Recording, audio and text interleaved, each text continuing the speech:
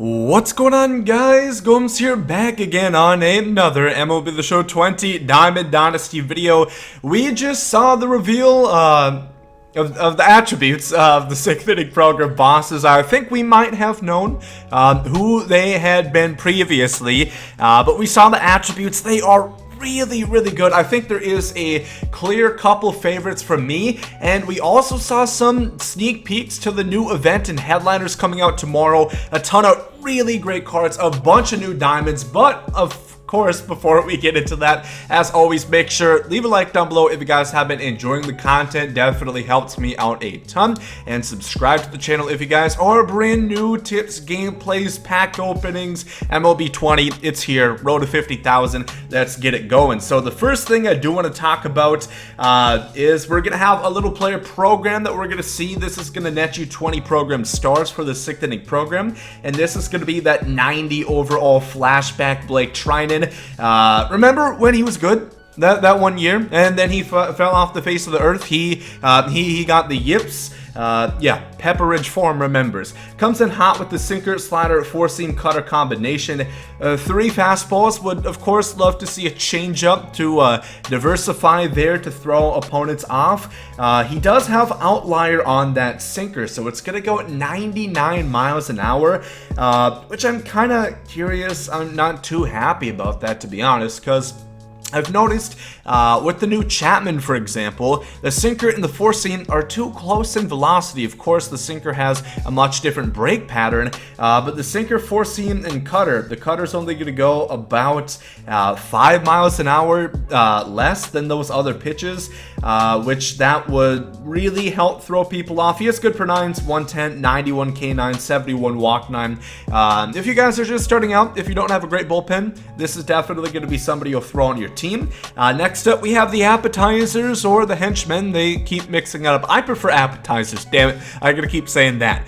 We have 91 Rookie of the Year Corey Seager. I know this is a heavily requested card, and it is back in the mega mix. It is back in business, baby. Hopefully Corey Seager's back in business this year. I'm looking to see a good season out of him. But 91 for him. We don't have any of the attributes, and alongside him to the left is going to be a prime 91 Dennis Martinez, brand new legend into the game. And we have Monte Irvin, who had a signature card last year. I don't think he really got anything else, but I do believe he played right alongside Willie Mays on those Giants teams. So those are going to be the 200 program star guys, and let's head right into the 3 bosses, starting off with Greg Maddux. And this card, of course, is really good, as most of us anticipated. Sinker, circle changeup, cutter, four-seam, curveball. That is phenomenal pitches. I do like sliders, but the cutter can act as a mini slider. The big thing for Greg Maddux is the control. 105 walk 9 and 97 overall control. You can probably see, if you do have working corneas, he does not exactly throw too hot. You're gonna have to get on your knees and beg for him to even throw a 95 mile an hour four-seamer. But he has control. That's the big thing. A lot of guys don't have that. He has 97 hit 9, 93 K9. The differentials are pretty good. The curveball comes in at 70, so if you guys are a big fan of like the Kershaw from last year, the Oswalt that has super slow curveballs, and the cutter goes not too different, neither does the sinker. Again, that's kind of what I'm talking about. You would like to see these fastballs have a bit more disparity on the velocity, but I think he has all the makeup to still be a really good pitcher. That would just put him over the top, in my opinion. If he did have those, he's still going to be phenomenal. I think this is a definitive top 5 starting pitcher in the game right now. We're going to have to test out to be sure, but Greg Maddux definitely looks like he is going to be a monster. Moving on to the next one, we have Jimmy Rollins, J-Roll, brand new legend. Second card we're seeing of him.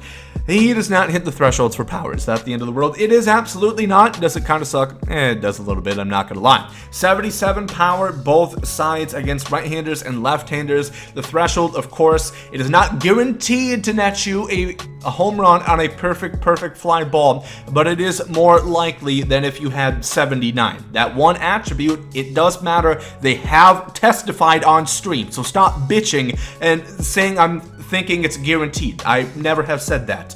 But he does have good contact, of course. That was a bit of a tangent. 95 and 100 contact, respectively. 107 vision. A little bit weak offensively. I think we were all anticipating a bit better. I think his MLB 17 card even had more power, which is kind of sucks. He does have 90 fielding, 92 arm, 87 reaction, 93 speed, 97 stealing. Now this is a shortstop, but I'm gonna guarantee you're probably gonna be able to put him at second base and third base.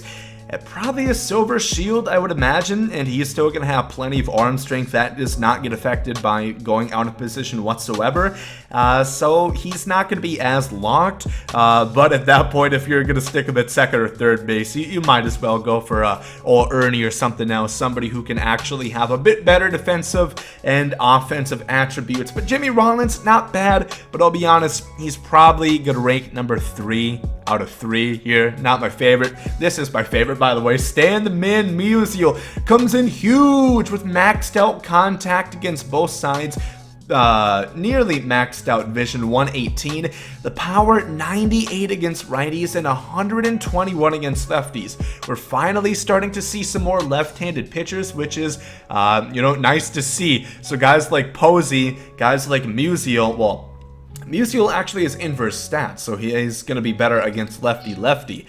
So this might not be ideal for some people. I don't really mind hitting lefty-lefty that much, using guys like Bellinger so much. I kind of strive with it. I think I do pretty well. You just have to learn the patterns of what people typically like to do going lefty-lefty. He has silver defense at right field.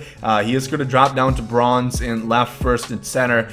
Shouldn't really have to tell you this, but if you're playing him in center field, you probably shouldn't be playing the game, to be honest with you. I would definitely keep him in right field or first base, left field if you have to, but you'd like to keep that silver defense. In first base, it doesn't really matter too much. The 47 speed is definitely going to prohibit what you can do in the outfield, so I think first base is the primary spot that you would want to put him, regardless of whether or not what his primary position says.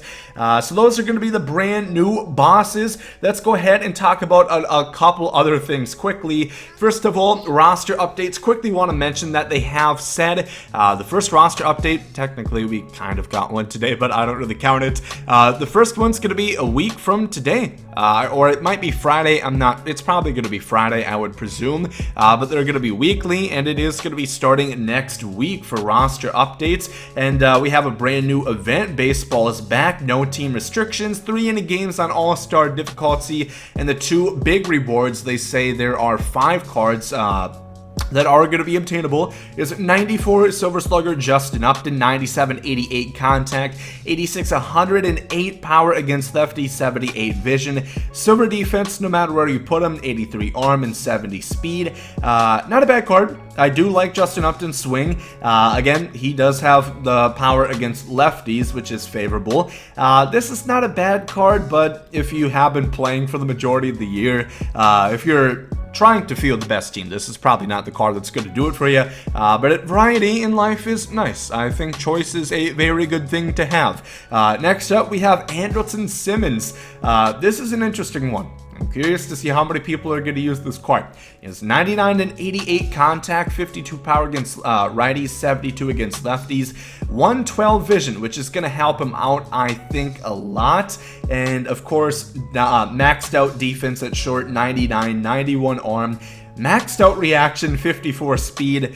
I think the speed kind of retracts from what this card's potential could be, and I also think I'd maybe rather have the 72 power against righties opposed to lefties.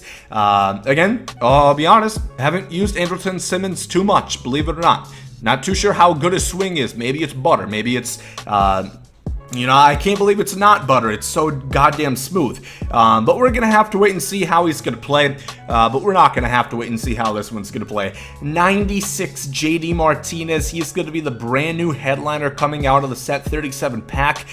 Good God, 116, 119 contact, 113 power against right-handers, 97 against lefties, vision 72, not a huge deal. Would like to see that above 80, but not too terrible. What is terrible is the defense.